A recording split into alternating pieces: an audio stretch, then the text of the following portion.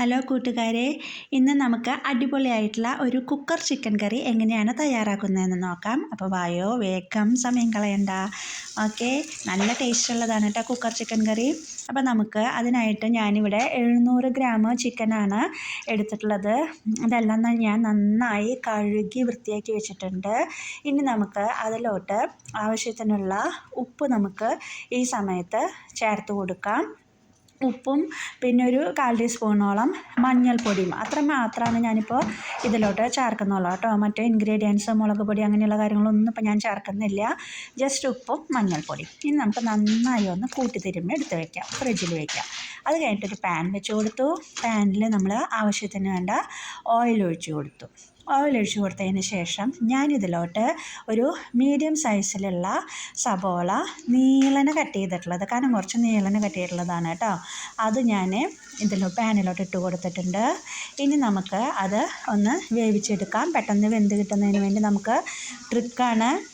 അല്പം ഉപ്പ് ചേർത്ത് കൊടുക്കുക, ഒന്ന് ഇളക്കി കൊടുക്കുക. അതിന് ശേഷം നമ്മളത് മൂടി വയ്ക്കുക. മൂടി വെച്ച് കഴിഞ്ഞാൽ നമുക്കത് പെട്ടെന്ന് തന്നെ റെഡിയായി കിട്ടും. അത് കഴിഞ്ഞതിന് ശേഷം നമ്മൾ മൂടി തുറന്ന് നോക്കി ഒന്നും കൂടി കണ്ട ഒരു ഹാഫ് കുക്കായിട്ടുണ്ട്. ഇനി നമുക്കത് ഒന്നും കൂടി ഒന്ന് മൂപ്പിച്ചെടുക്കണം. ആ സബോളയൊക്കെ ഒരു ബ്രൗൺ കളർ പോലെ ആയിട്ട് കിട്ടണം അല്ലേ. ഇനി നമുക്കതിലോട്ട് വേണ്ട അതർ ഇൻഗ്രീഡിയൻസ് ആയിട്ടുള്ള വെളുത്തുള്ളി, ഇഞ്ചി, പച്ചമുളക്, കറിവേപ്പിലയും ഞാൻ എടുത്തിട്ടുണ്ട്. ഒരു ചെറിയ പീസ് ഇഞ്ചി, 3-4 വെളുത്തുള്ളി, 2 പച്ചമുളക്, കുറച്ച് കറിവേപ്പില, ഇതെല്ലാം കൂടി നമ്മൾ ചതച്ചെടുക്കും. ഇപ്പം നമ്മുടെ സബോളയൊക്കെ മൂത്ത് വന്നിട്ടുണ്ട്. അതിലോട്ട് നമ്മൾ ചതച്ച് വെച്ചിട്ടുള്ള ഇഞ്ചി, വെളുത്തുള്ളി, പച്ചമുളക്, കറിവേപ്പിലയൊക്കെ ചേർത്ത് കൊടുത്തു. അതെല്ലാം മൂപ്പിച്ചെടുത്തു. അതിലോട്ട് ഞാനൊരു തക്കാളി ചേർത്ത് കൊടുത്തു. അതും നന്നായി വഴറ്റിയെടുത്തു. കണ്ടില്ലേ, നമ്മൾ എത്ര സബോള ഇട്ടുണ്ടായിരുന്നത് അതൊക്കെ കുറഞ്ഞു അല്ലേ. നന്നായി മൂത്ത് വന്നു എന്നാണ് അതിൻ്റെ അർത്ഥം. അതിന് ശേഷം ഞാനതിൽ ഒരു കുക്കർ വെച്ചു.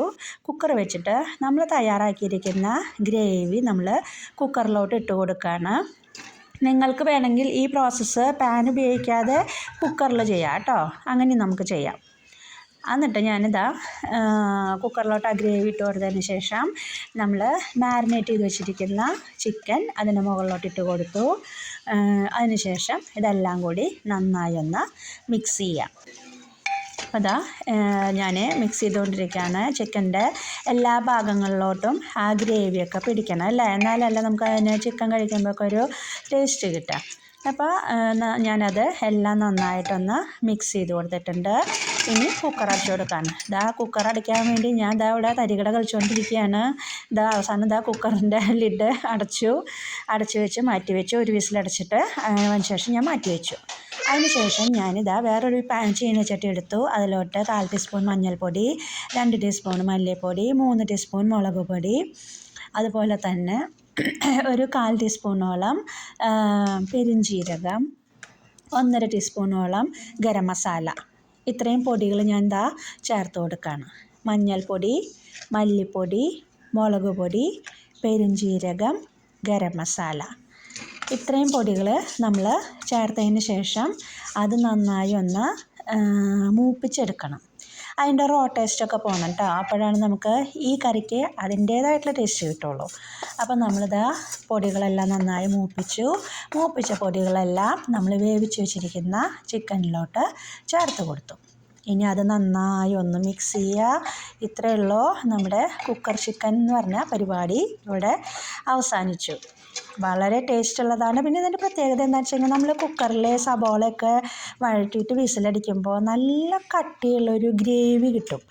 അതാണ് ഇതിൻ്റെ ഒരു പ്രത്യേകത. കണ്ടില്ലേ, ഗ്രേവിയൊക്കെ നല്ല കുറുകിയ ഗ്രേവി ആയിട്ട് നമുക്ക് ചപ്പാത്തിക്കും ചോറിനും ഒക്കെ ടേസ്റ്റായിട്ട് യൂസ് ചെയ്യാനായിട്ട് പറ്റുന്നതാണ്. അടിപൊളി ചിക്കൻ കറി റെഡി.